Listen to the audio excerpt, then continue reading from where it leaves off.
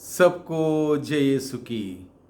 Sunday password to the word इस शीर्षक के अंतर्गत प्रति इतवार के पूजन पद्धति में भाग लेते हुए प्रभु का जीवंत वचनों को सुनकर उन वचनों के अनुसार जीवन बिताने की कृपा, शक्ति, सामर्थ्य, अनुग्रह मांगते हुए एक सुंदर आदर्श क्रिस्तीय जीवन बिताने की विशेष कृपा मांगने के लिए मैं आप सभी लोगों का हार्दिक स्वागत करता हूं।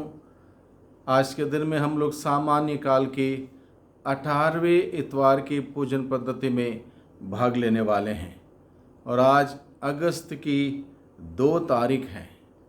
हम सबों के लिए मनन चिंतन करने के लिए विषय दिया है संत मती के द्वारा रचित सुसमाचार अध्याय 14 पद संख्या 13 से 21 का प्रसंग है। इसके साथ साथ आज का पहला पाठ नबी ईसायाह का ग्रंथ अध्याय 55 पद संख्या 1 से 3, दूसरा पाठ रोमियो के नाम संत पौलुस का पत्र अध्याय 8 पद संख्या 35, 37 से 39 तक। मुख्य रूप से हम लोग सुसमाचार पर विचार करेंगे। सुसमाचार में हम देखते हैं प्रभु यीशु को लोगों को देखकर तरस हो आया। He had compassion on them। ये कौन लोग थे?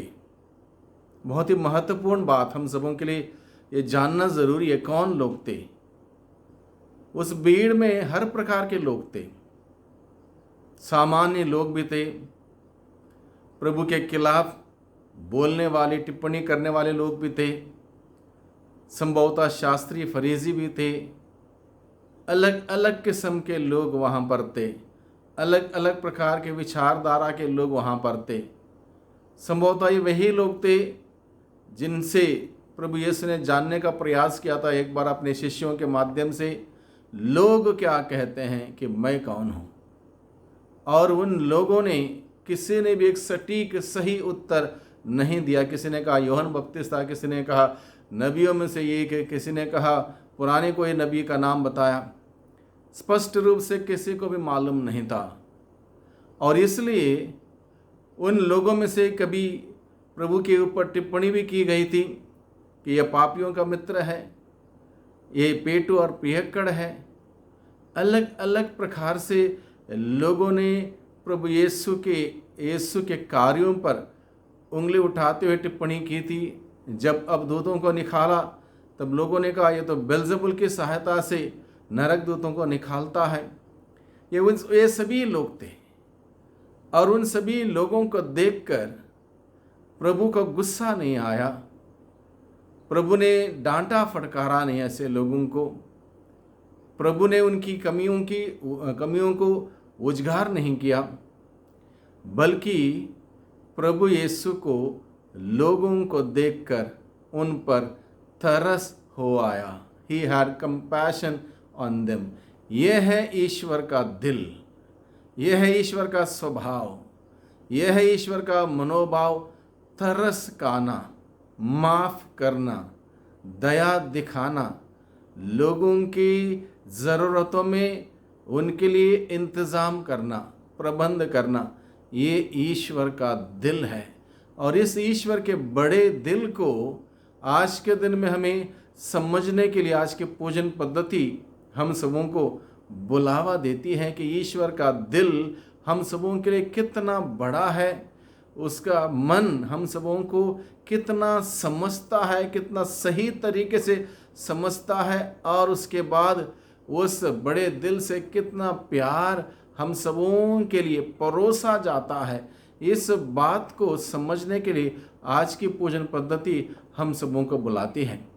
और आज के इस प्रसंग में हम देखते हैं प्रभु यीशु ने 5 रोटी और 2 मछलियों से हजारों की संख्या में लोगों को खिलाया पिलाया और लोग तृप्त हुए और उसके बावजूद 12 टोकरे भर गए, बचे हुए भर गए।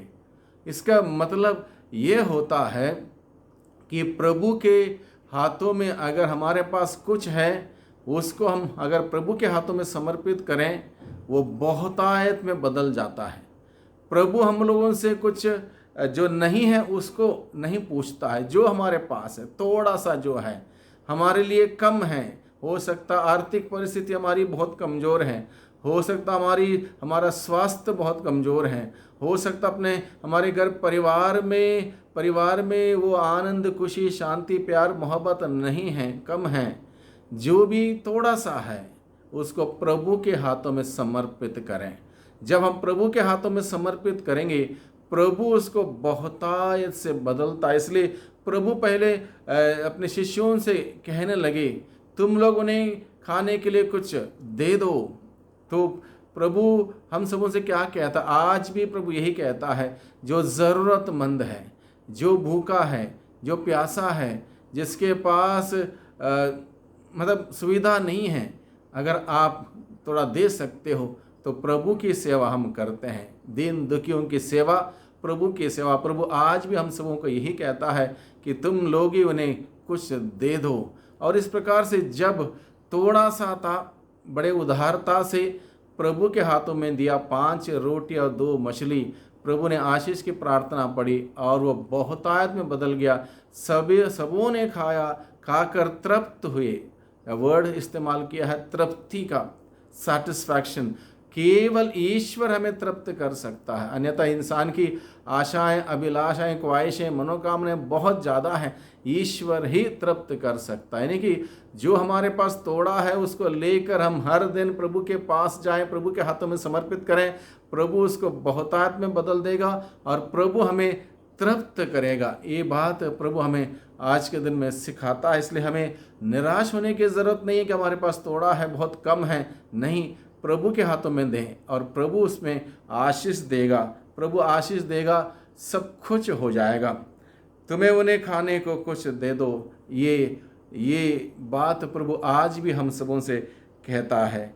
याकूब का पत्र अध्याय 2 पद संख्या 15 से 17 के अंतर्गत प्रभु का वचन कहता है, कर्मों के अभाव में विश्वास पूर्ण रूप से निर्जीव है। कर्मों के अभाव में विश्वास पूर्ण रूप से निर्जीव है, यानी कि हमें अपने कार्यों के द्वारा अपने विश्वास को प्रकट करने की आवश्यकता है।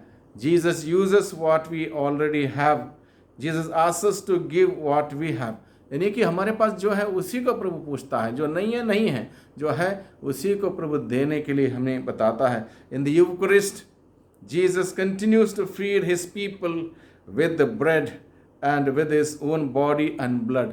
हर मिस्सा बलिदान में प्रभु आज भी हम सबों को आत्मिक और शारीरिक भोजन देता है। यानी कि अपने मांस और लहू को हमें आत्मिक भोजन के रूप में देता है, वचन के रूप में हमें संतुष्टि देता है, हमें वचन के द्वारा अनुग्रहित करता। आज भी प्रभु वही कार्य करता है, अनुकंपा से भरकर लोगों को खिलाता पिलाता, लोगों को तृप्ति प्रदान करता, सेटिस्फैक्शन देता है। God gives in abundance. जब भी प्रभु देता है, प्रभु बहुतायत से देता है। सभी ने खाने के बावजूद 12 टोकरे बचे हुए टुकड़े भर गए। यानी कि प्रभु इस प्रकार से देता है कि हमें किसी बात की कमी नहीं होगी। आज के दिन में हम इस बात को समझें कि प्रभु मेरा चरवाहा है, मुझे किसी बात की कमी नहीं होगी। यदि प्रभु मेरा चरवाहा है, मुझे किसी बात की कमी नहीं होगी। उस प्रभु पर भरोसा रखें। जो कुछ भी हमारे पास थोड़ा सा प्रभु के हाथों में दे दें, प्रभु उस पर आशीष देगा, बहुतायत में बदल देगा।